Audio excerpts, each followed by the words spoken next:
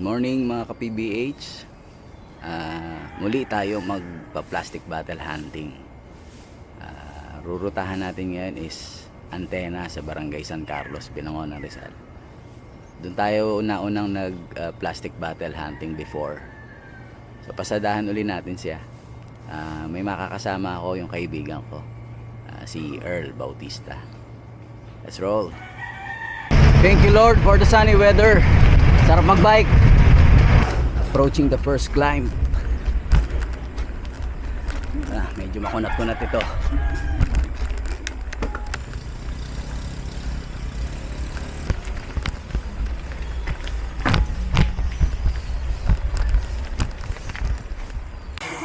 Dito na po ako sa summit ng Antena Hill.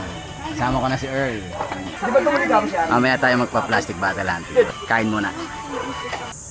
Hello mga ka-PBH. Dito kami ngayon sa Antena, Humulit kami ng basura, plastic bottles.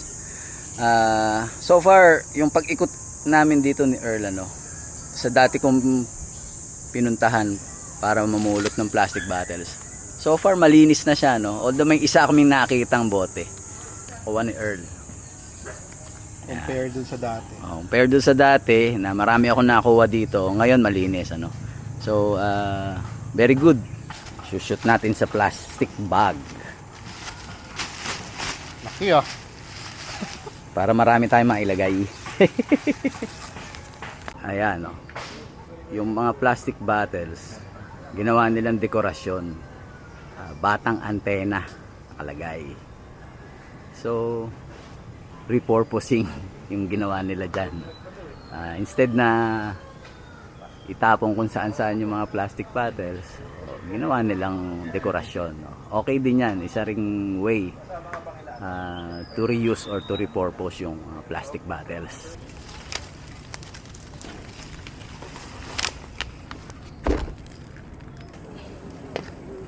Madami pa rin kalat.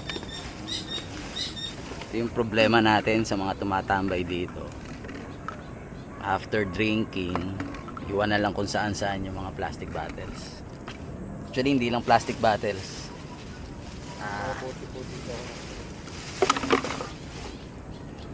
dun sa pababa medyo sabi ni kuya maraming ang bote, kaya lang medyo hindi na natin yan makukuha, pero picture natin. Ayan, sa baba tinatapon lang yung mga plastic bottles.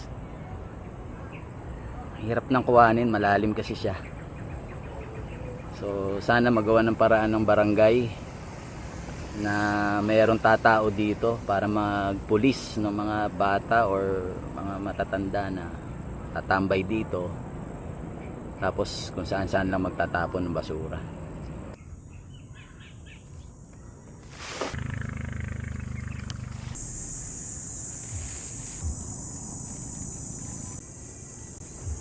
Ito, marami-rami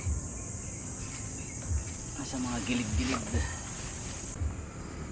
Meron pa.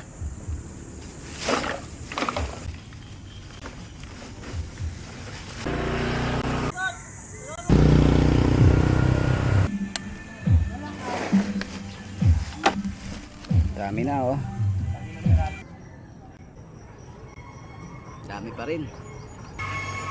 Ito may papakita ko sa inyo, guys.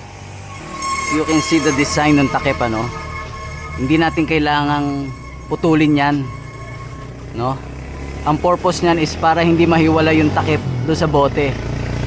So hindi kakalat yung takip basta-basta, It's a tethered cup. Ang tawag natin diyan is tethered cup, Ganyan na yung design ngayon ng ibang mga beverage company.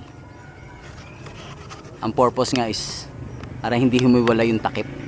Andyan lang siya para hindi kumalat, Yun. Gusto kong bigyan ng emphasis itong lugar na to, Kung hinintuan natin, it's Barangay San Carlos Police Outpost, Pero sa tabi niya ang daming kalat, daming basura. Alam ko naman yung pamunuan ng San Carlos is doing their best, Pero sana maumpisahan natin doon sa mismong malapit sa outpost natin, no? Hindi sana yung ganyang mas marami pang kalat doon sa may outpost na supposedly dapat na maintain, no? Hopefully magawa ng paraan, ano. Ang dami, siguro mga 2 kilos itong hawak ko. Ito magandang maipakita downspout ito ng bundok dito dumadaan ng tubig pag malakas ang ulan. So, makikita natin ang daming plastic, bote, sachet, kung ano-ano pa nandiyan dyan. So ibig sabihin inaanod yung tubig galing sa taas. Ibig sabihin maraming basura sa taas, aano rin sa pababa. Tatry natin damputin kung ano yung madadampot natin, pero ayokong umakyat doon sa taas kasi may mga bahay dito, so baka tayo masita, no?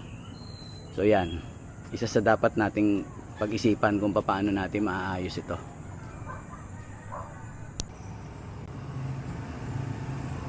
Look sa gilid, malalaking bote, naanod dyan galing sa taas. Pag malakas ang ulan, naano rin pababa.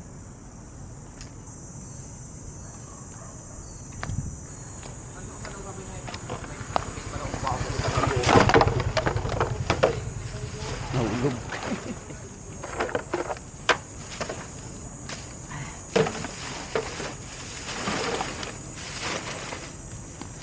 I think this is enough. Mabigat na. Dami pang basura. Kaya lang hindi ko na madampot din yung iba. I leave it sa pamunuan ng barangay. I know they're doing their best. Hopefully matuto rin yung mga umakyat dito na huwag magtapon kung saan saan. Pauwi na ako sa amin sa Cainta. Dumaan lang ako dito sa mga nanay ko sa San Carlos.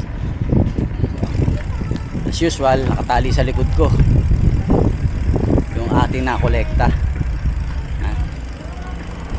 Ingat-ingat lang sa pag-uwi. Pero bali na, going home. 1 kilometer away, bahay na. Thank you Lord for the safe ride. Ito yung mga basura na nakuha natin, nakolekta natin, yung nasa middle, yan yung nakolekta ko today. Itong nasa right side is the one we collected in Cabangan, Zambales. Yung nasa left side, yan yung household na mga plastic bottles na naipon namin dito. So pagsasabay-sabay natin sila pagbenta kay Kuya Strong. Tapos from the past plastic bottle hunting natin, ito na yung na-generate nating pera, inipon ko siya. So kung magkano yung mapagbebentahan natin today in total, bibili tayo ng bigas dito sa bigasan sa may malapit sa Johnson Church. Then idodonate natin do sa Johnson Church. Meron kasi silang program na yung sandakot na bigas, donation para sa mga mahihirap. Tara, samahan nyo ako. Let's roll. Okay na? Doblehin ko na ito. Ayan, almost 7 kilos yung na-accumulate natin. Meron pa tayong isang plastic bag na ititimbahan, Madami-dami yon yung nakolekta natin. Ayan. Plus 3 kilos. So, 10 kilos in total yung nakolekta natin. 10 kilos of plastic yung nakolekta natin overall, So, it worth 50 pesos. So, malaki-laki na yung naipon natin, Tingin ko mga 2 kilong bigas kasya na. Samahan nyo ako. Tara, punta tayo sa may tindahan ng bigas dyan sa labas, tabi ng Johnson Church. Tapos dadali na natin yung bigas doon sa simbahan for donation natin. Tara, samahan nyo ako. Dito na tayo sa tindahan ng bigas. So, bili tayo ng bigas. So, 4 yung prices nila. 60, 58, 56, 55. So, dun tayo sa 55, 2 kilo. Kuya, bibili ako 2 kilos dito sa 55. Thank you. Ito na yung 2 kilos of rice na i-donate natin. Tara, ito tayo simbahan.